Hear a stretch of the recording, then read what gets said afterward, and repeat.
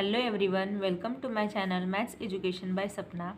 आज हम इस वीडियो में class 10th algebra lesson number 3 arithmetic progression में प्रैक्टिस सेट 3.4 सॉल्व करने वाले हैं। प्रैक्टिस सेट 3.4 में फर्स्ट क्वेश्चन है, on 1 Jan 2016 Sanika decides to save ₹10, ₹11 on second day, ₹12 on third day.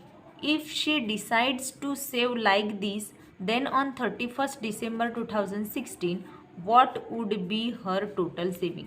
मतलब कहा है कि 1 Jan 2016 के दिन सानिका क्या डिसाइड करती है कि उसे ₹10 सेव करना है, ₹11 सेकेंड डे मतलब 2 जनवरी को करना है, देन ₹13 थर्ड डे को करना है।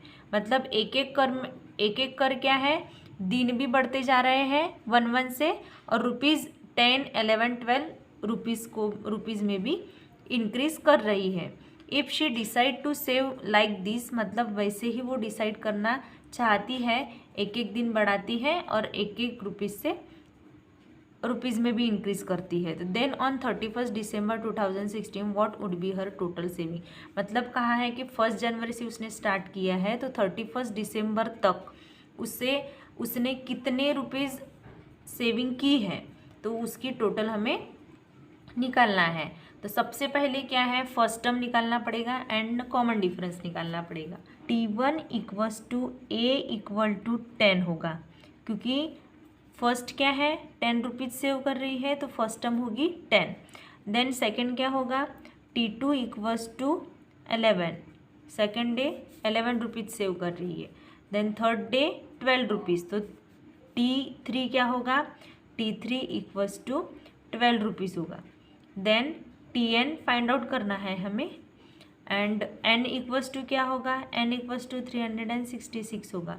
अब 366 मतलब कैसा कि 1 जनवरी से स्टार्ट कर रही है और 31 दिसंबर तक हमें गिनना है। तो पूरा कितना होता है, 1 ईयर होता है, और 1 ईयर में 365 डेज होते हैं, लेकिन 2016 क्या लीप ईयर होने से हमें 366 इतने दिन होंगे 2016 में।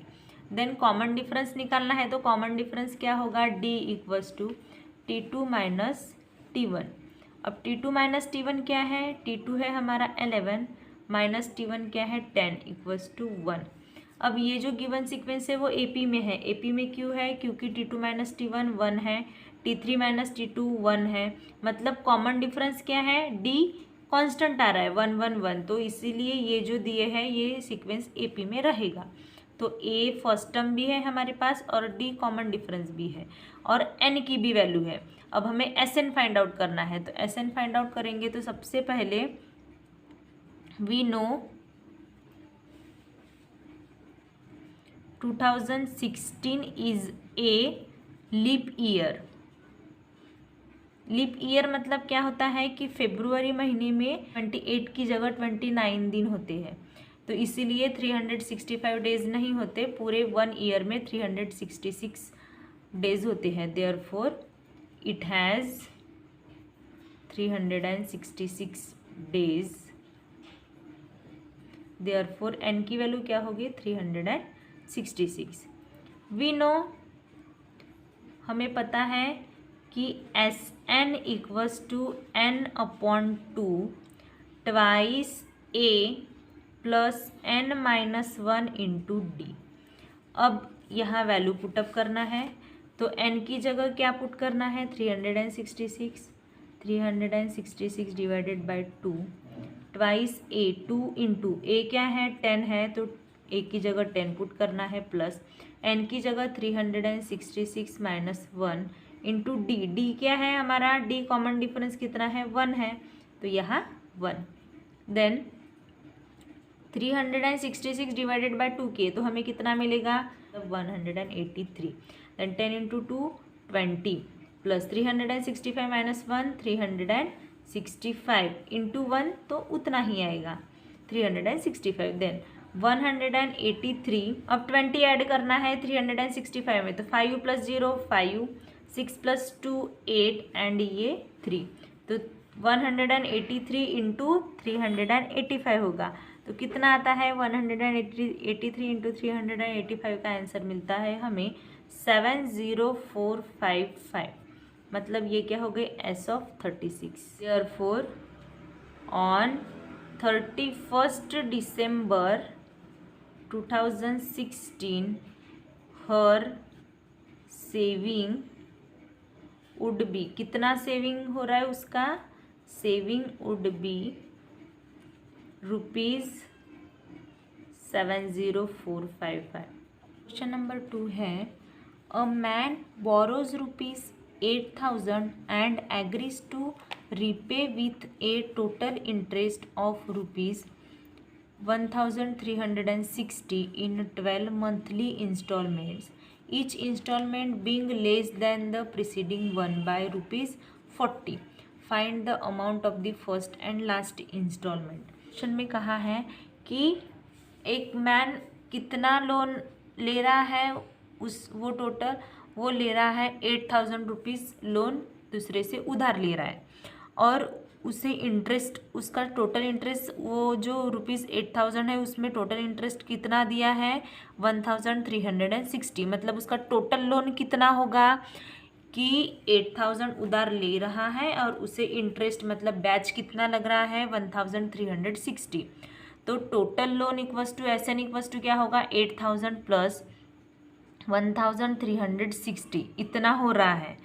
तो इसमें इसकी एडिशन करना पड़ेगा। तो एडिशन करेंगे तो क्या आएगा हमारा यहाँ आंसर मिलेगा 9,360 इतना मिलेगा। इतना मतलब उस मैन का टोटल लोन हो गया।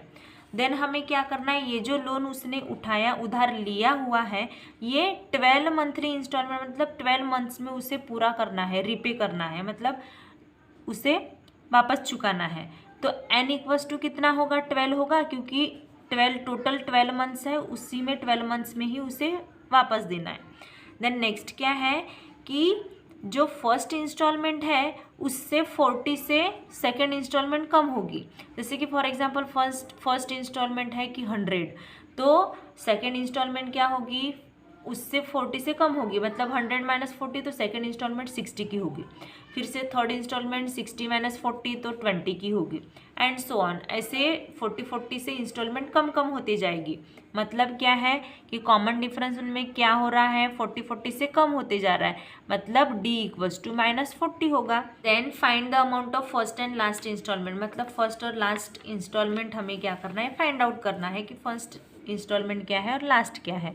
मतलब a फाइंड आउट करना है और tn की वैल्यू भी फाइंड आउट करना है हमें।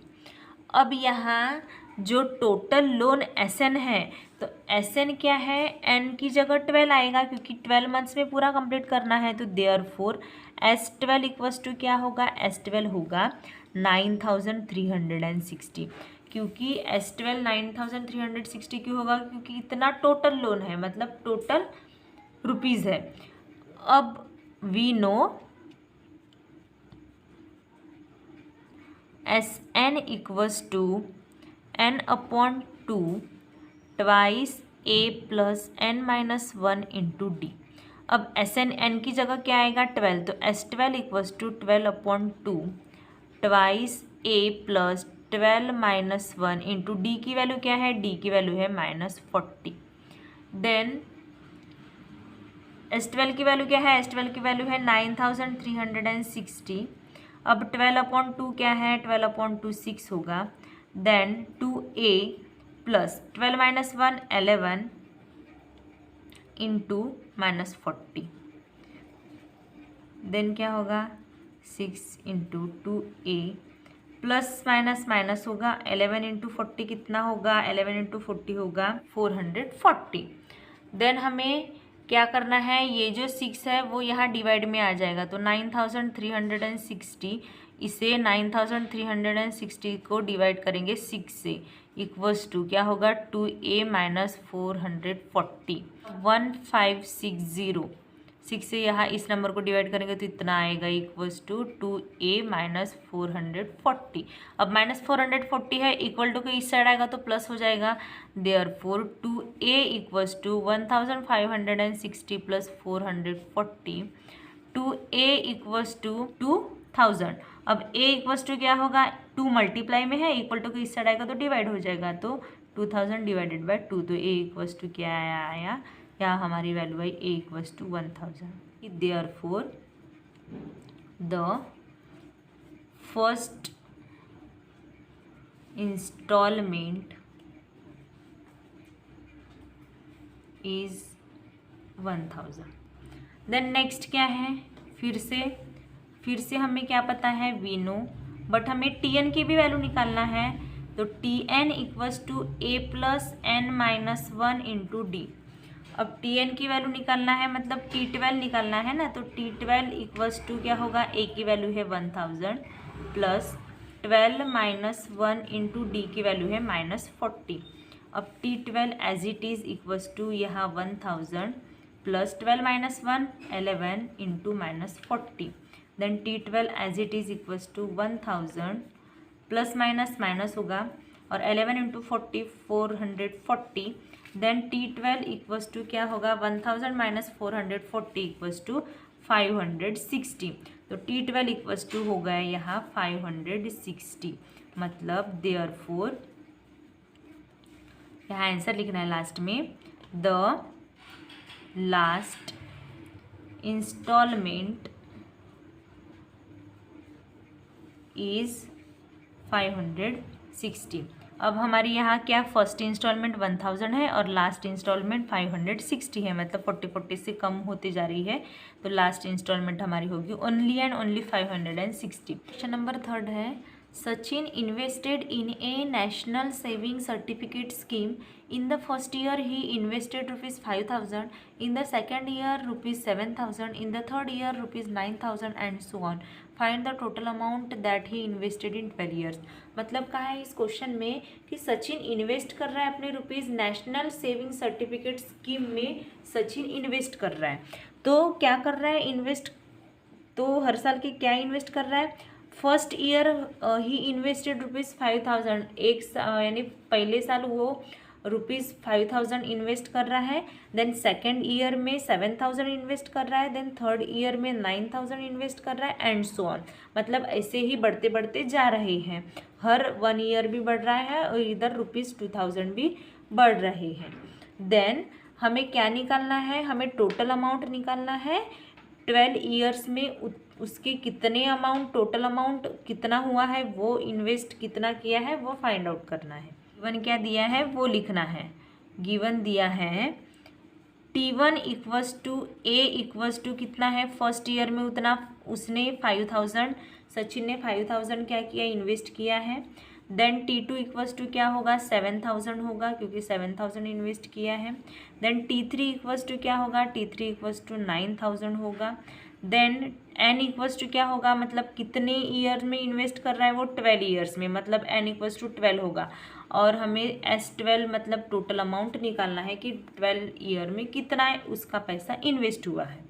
देन D की क्या होगा, D equals to common difference क्या होगा, T2 माइनस T1 होगा। तो T2 क्या है हमारा, T2 है 7,000 एंड T1 है 5,000, तो हमारा D क्या निकल गया यहाँ 2,000। देन हमें पता है formula, we know Sn equals to n/2 twice A plus n minus 1 into D. ये जो फॉर्मूला है ये पता है। अब इस फॉर्मूले में फाइंड आउट वैल्यू पुटअप करना है। तो n की जगह क्या पुट करेंगे 12, तो S12 equals to 12/2 into 2 into A क्या है, A है 5,000 प्लस 12 माइनस 1 इंटू डी क्या है, डी हमारा है यहाँ 2,000। अब S12 की वैल्यू दी नहीं है तो S12 ही आएगा, 12/2 तो यहाँ 6 होगा, 2 1 ज़ा 2 6 ज़ा। देन यहाँ क्या होगा, 5 इंटू 2 10,000 प्लस 12 माइनस 1 11 और यहाँ इंटू 2,000। अब यहाँ बॉडमास रूल लगाना है और पहले ब्रैकेट मतलब मल्टीप्लाई करना है ब्रैकेट में। तो S12 equals to 6 into 10,000 plus 1100 1100 1100 and 11 2 ज़ा 22। अब इनके एडिशन करना है, अब 6 से मल्टीप्लाई करना है तो 192,000। ये क्या हो गया S12 192,000, इतना टोटल उसका अमाउंट है। तो यहाँ आंसर लिखना है therefore the total amount that he invested in 12 years is कितना है ₹192,000। क्वेश्चन नंबर 4 है there is an auditorium with 27 rows of seats. There are 20 seats in the first row, 22 seats in the second row, 24 seats in the third row and so on. Find the number of seats in the 15th row and also find how number of seats in the 15th row and also find how many total seats are there in the auditorium। मतलब कहा है कि एक auditorium hall है, उस hall में क्या है 27 rows ऑफ सीट्स है, मतलब 27 rows है। There are 20 seats in the first row. अब फर्स्ट रो में क्या है 20 सीट्स हैं, second 22 seats in the second row, मतलब सेकेंड रो में 22 सीट्स हैं, थर्ड रो में 24 सीट्स हैं एंड सो ऑन, ऐसे बढ़ते बढ़ते जा रहे हैं। टोटल 27 रोज है, उसमें से 3 रोज दिए हैं और वैसे ही सीक्वेंस में पढ़ते जा रहे हैं। Find the number of seats in the 15th रो, मतलब 15th रो में कितने नंबर ऑफ सीट्स है वो फाइंड आउट करना है। Then also find how many total seats are there in auditorium, मतलब उस ऑडिटोरियम में टोटल कितने सीट्स हैं, मतलब वैल्यू फाइंड आउट करना है हमें। गिवन क्या दिया है हमें, गिवन दिया है T1 equals to A equals to 20, क्योंकि फर्स्ट रो में 20 सीट्स हैं। देन T2 इक्वल्स टू क्या होगा 22, क्योंकि सेकेंड रो में 22 सीट्स हैं। Then T3 equals to 24, third row में कितनी सीट्स है 24 सीट्स है। और हमें वैल्यू क्या फाइंड आउट करना है, हमें 15th रो में कितनी सीट्स है वो फाइंड आउट करना है, मतलब T15। और टोटल उस ऑडिटोरियम में कितनी सीट्स अवेलेबल है, मतलब S ऑफ 27, मतलब समेशन करना है ना हमें पूरे सीट्स की 27 रोज की, तो हमें S27 फाइंड आउट करना है। तो देयरफॉर D इक्वल्स टू, मतलब फर्स्ट टर्म है तो D निकाल सकते हैं हमें, तो 3 टर्म दी है तो D equals to T2 minus T1 होगा। तो T2 हमारा क्या है, यहाँ T2 दिया है यहाँ 22 माइनस T1 है यहाँ 20, तो 22 माइनस 20 तो 2, मतलब कॉमन डिफरेंस D कितना निकला हमारा 2। Then we know Tn equals to A plus n minus 1 into D, मतलब Tn, तो n की जगह क्या आएगा 15 आएगा, क्योंकि हमें T15 की वैल्यू निकालना है। तो यहाँ T15 put n equals to 15, तो T15 इक्वल्स टू A क्या है, A है 20 प्लस 15 माइनस 1 इंटू D क्या है, D हमारा 2। Then T15 equals to 20 plus 15 minus 1 कितना होगा 14 into 2। Then T15 equals to 20 plus 14 2 ज़ा 28।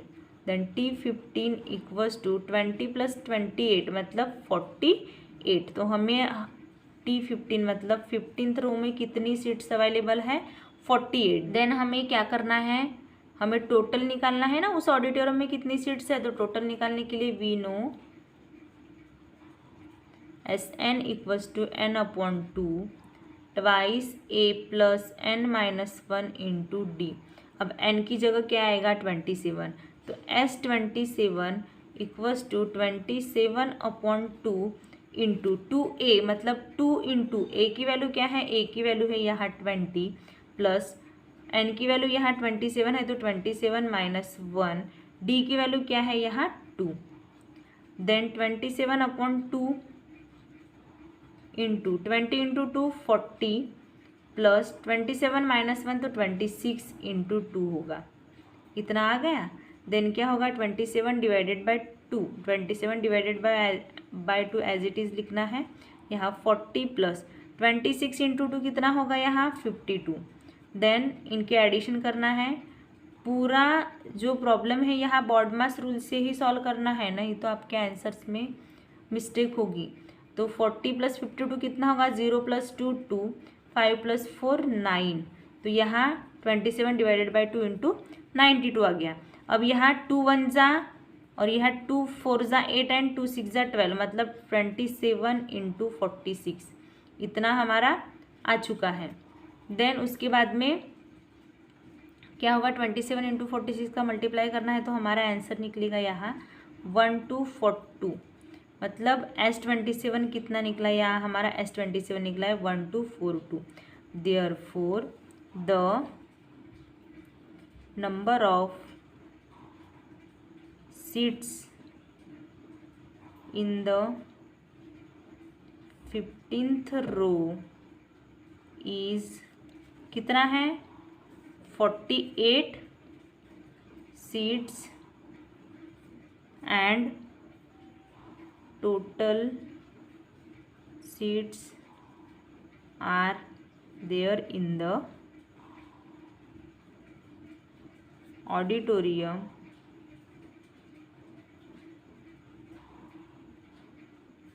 is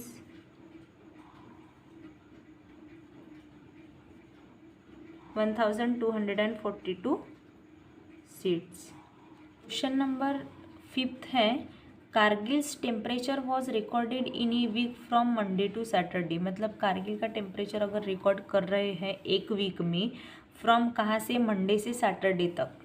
फर्स्ट मतलब एक वीक में मंडे टू सैटरडे तक कारगिल का टेम्परेचर रिकॉर्ड कर रहे हैं। All readings were in AP. अब पहले ही यहाँ बताया है कि पूरी जो रीडिंग्स दी है वो एपी में दी है। The sum of temperatures of Monday and Saturday, मतलब टेम्परेचर किसका, मंडे और सैटरडे का जो टेम्परेचर है उनके एडिशन किए तो वो कितना होगा, 5 degree Celsius more than the sum of temperatures of Tuesday and Saturday. मतलब 5 डिग्री से ज़्यादा होगा किसका, टेम्परेचर ट्यूसडे एंड सैटरडे की एडिशन करेंगे तो उन एडिशन में 5 डिग्री सेल्सियस ऐड करेंगे तो वो होगा हमारा सैटरडे और मंडे की sum. Then if temperature of Wednesday was -30 Celsius, temperature of Wednesday कितना है, -30 डिग्री सेल्सियस दिया है। फाइंड क्या करना है हमें, temperature on the other 5 days, मतलब दूसरे जो 5 डेज हैं उनके हमें टेम्परेचर फाइंड आउट करना है। लेट, अब यहाँ डेज कितने हैं, डेज टोटल है हमारे 6, तो हमें 6 डेज दिए हैं तो 6 डेज मतलब 6 वैल्यूज हमें कंसीडर करना पड़ेगा। तो लेट टेम्परेचर ऑफ 5 डेज कितना होगा, टेम्परेचर ऑफ 5 डेज यहाँ होगा A minus D first, next A plus D, A plus 2D, A plus 3D and A plus 4D। इतने क्या है, इतने डिग्री सेल्सियस में लिए हैं हमने। और 5 डेज कहाँ से, फ्रॉम मंडे टू सैटरडे, मतलब मंडे टू सैटरडे दिया है। देयरफॉर बाय गिवन कंडीशन,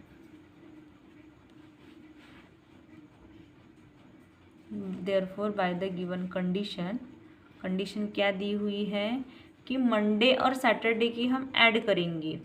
मतलब यहाँ लिखेंगे, पहले वर्डिंग फॉर्म में लिख लेते हैं, मंडे प्लस सैटरडे, बोला है ना ऐसा कि मंडे और सैटरडे की अगर हम एडिशन करेंगे डिग्री सेल्सियस की तो क्या होगा, equals to 5 degree Celsius plus क्या होगा, ट्यूसडे प्लस सैटरडे होगा, ट्यूसडे प्लस सैटरडे।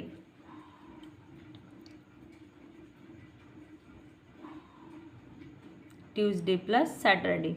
देन हमें यहाँ लिखना है कि मंडे प्लस सैटरडे मतलब क्या है, अगर फॉर एग्जांपल ये Monday, Tuesday, Wednesday, Thursday, Friday, Saturday, तो अभी हमें मंडे का ऐड करना है तो मंडे की टर्म है यहाँ A minus D plus Saturday की क्या है A प्लस 4D।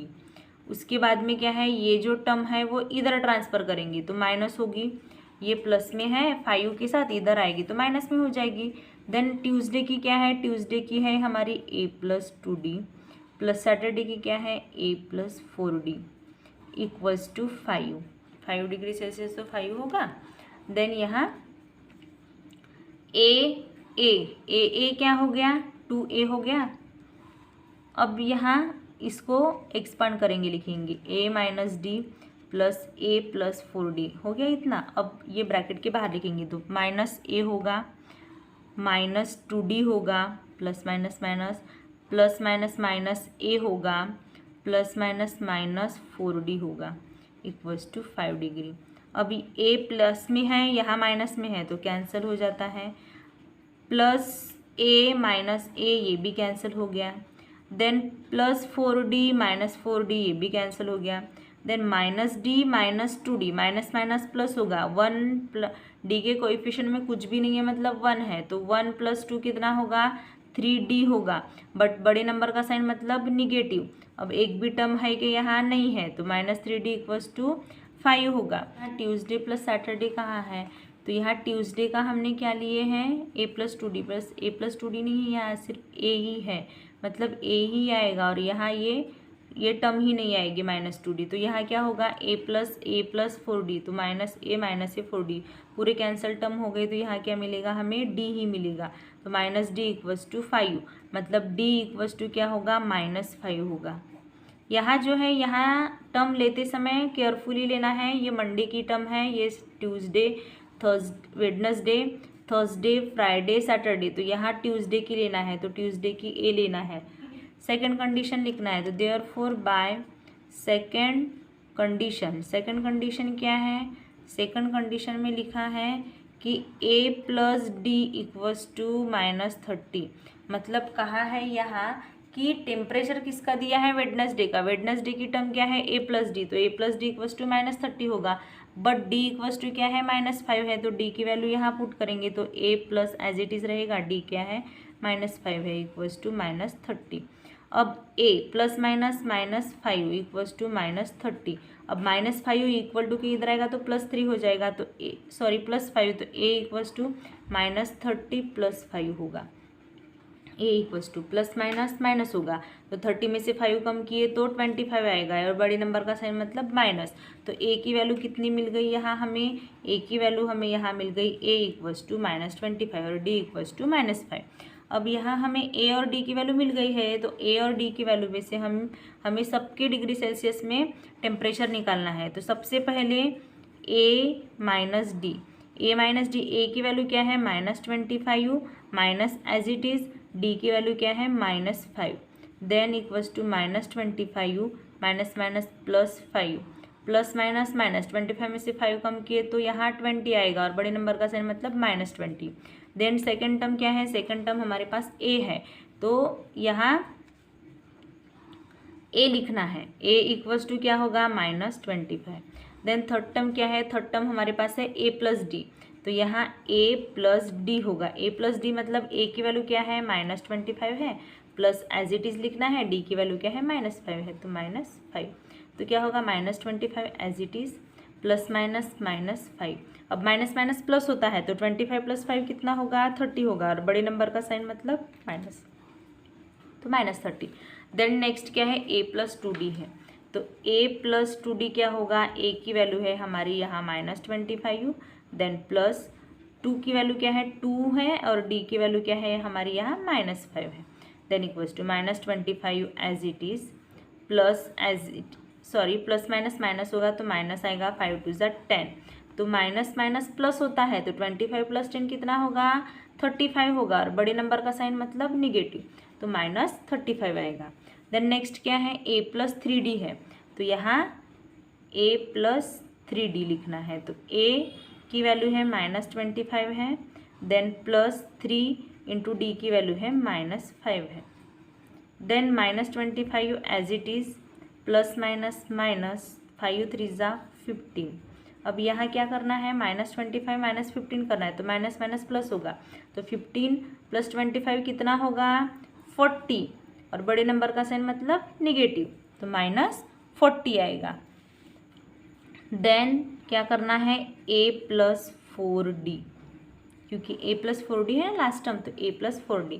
तो a की वैल्यू है हमारे पास -25 प्लस 4 इंटू डी की वैल्यू क्या है -5 equals to -25 as it is रहेगी, प्लस माइनस माइनस आएगा तो -5 4 ज़ा 20 इक्वल्स टू कितना होगा, माइनस माइनस प्लस होता है तो 25 + 20 कितना होगा, 25 + 20 होगा हमारे यहाँ 45 होगा, और बड़े नंबर का साइन मतलब निगेटिव। अब ध्यान रखो कि ये जो टर्म दिए हैं हमें, ये टर्म क्या है, टेम्परेचर है, मतलब डिग्री सेल्सियस है, तो यहाँ सभी में क्या लिखना है, डिग्री सेल्सियस लिख के रख देना है, डिग्री सेल्सियस। अब यहाँ लास्ट में फाइनल आंसर लिखना है हमें, therefore temperature of 5 days equals to -20 degree Celsius, -25 degree Celsius, -30 degree Celsius, -35 degree Celsius, -40 degree Celsius, -45 degree Celsius. Question number 6 है, on the world environment day tree plantation programme was arrange on a land which is triangular in shape. मतलब कहा है कि world environment day है, उस दिन क्या कर रहे हैं, ट्री प्लांटेशन का प्रोग्राम सेलिब्रेट कर रहे हैं। तो ट्री प्लांटेशन में क्या हो रहा है कि ट्रायंगुलर शेप में लैंड दी गई है, मतलब जैसे कि फॉर एग्जांपल जैसे कि ऐसे ट्रायंगुलर शेप में लैंड दी गई है। अब यहाँ हमें ट्री प्लांटेशन करना है, तो ट्री प्लांटेशन करेंगे तो क्या होगा, सबसे पहले trees are planted such that in the first row there is 1 tree. मतलब कहा है कि ऐसे ट्रायंगल में ट्री प्लांटेशन कैसे करेंगे कि फर्स्ट रो में सिर्फ एक प्लांट है, देन सेकेंड रो में 2 प्लांट है, देन 2 ट्रीज प्लांट करना है, देन थर्ड रो में 3 ट्रीज प्लांट करना है, एंड सो ऑन। मतलब ऐसे बढ़ते जाएंगे। फर्स्ट रो में एक ही ट्रीज प्लांट करना है, देन सेकेंड रो में 2, देन थर्ड रो में 3, ऐसे ट्रीज प्लांट करना है हमें। Find the total number of trees in the 25 रो, मतलब 25 रोज है इतने ट्रायंगुलर शेप में, तो उस 25 रोज में कितने ट्रीज होंगे वो हमें फाइंड आउट करना है। 1 = a = 1 होगा, क्योंकि फर्स्ट रो में हम एक ही ट्रीज प्लांट कर रहे हैं। देन T2 = 2 होगा, क्योंकि सेकेंड रो में 2 ट्रीज है, देन थर्ड रो में 3 ट्रीज है, देन हमें एंड सो ऑन, मतलब ऐसे बढ़ते ही जाएंगे। तो हमें टोटल S25 निकालना है, क्योंकि 25 रोज में कितने ट्रीज हैं वो फाइंड आउट करना है। देयरफॉर डी क्या होगा, फर्स्ट टर्म है और सेकंड टर्म और थर्ड टर्म भी है, तो डी क्या होगा, T2 - T1 होता है। तो T2 - T1 क्या है, T2 है हमारा 2 और T1 क्या है 1, तो 2 - 1 1 होगा। तो D = T2 - T1, मतलब 2 - 1 1 आएगा। देन हमें फाइंड आउट करना है S of 25, तो we know Sn = n/2 twice a plus n - 1 into D. मतलब n की जगह क्या पुट करेंगे, 25, तो यहाँ लिखेंगे put n = 25। Then S25 = 25 into 2, sorry 25 divided by 2 into first term क्या है, a = 1 है, ये क्या है 1 है,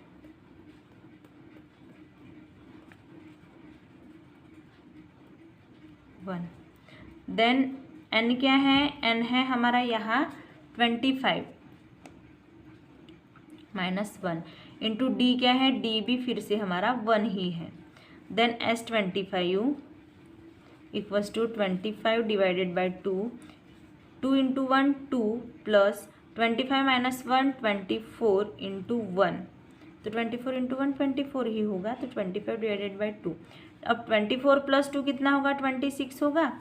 देन 2 1 ज़ा 2 13 ज़ा 26, तो 25 इंटू 13। अब यहाँ फाइंड आउट करना है 25 इंटू 13। अब 25 इंटू 13 कितना होगा, 25 इंटू 13 होगा यहाँ 325। अब यहाँ हमें फाइनल आंसर लिखना पड़ेगा, therefore the total number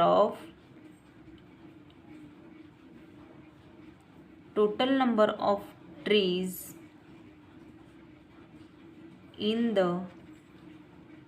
25 rows is 325 trees. मतलब कितने 25 रोज़ में टोटल कितने ट्रीज़ है? 325 ट्रीज़ प्लांट किए हैं हमने। अब यहाँ हमारा क्वेश्चन नंबर 6 कंप्लीट होता है एंड प्रैक्टिस सेट 3.4 भी यहाँ हमारा कंप्लीट होता है और साथ ही chapter number 3 arithmetic progression complete होता है। तो मुझे उम्मीद है कि आपको ये वीडियो समझ में आया होगा। अगर आपको कोई भी कैसा भी डाउट हो या क्वेरीज हो तो ज़रूर कमेंट बॉक्स में कमेंट करें। मिलते हैं फिर नेक्स्ट वीडियो में, तब तक आप सभी स्वस्थ रहिए, मस्त रहिए। हाँ, वीडियो को प्लीज़ लाइक शेयर और सब्सक्राइब करना ना भूलिए। Good bye, thank you.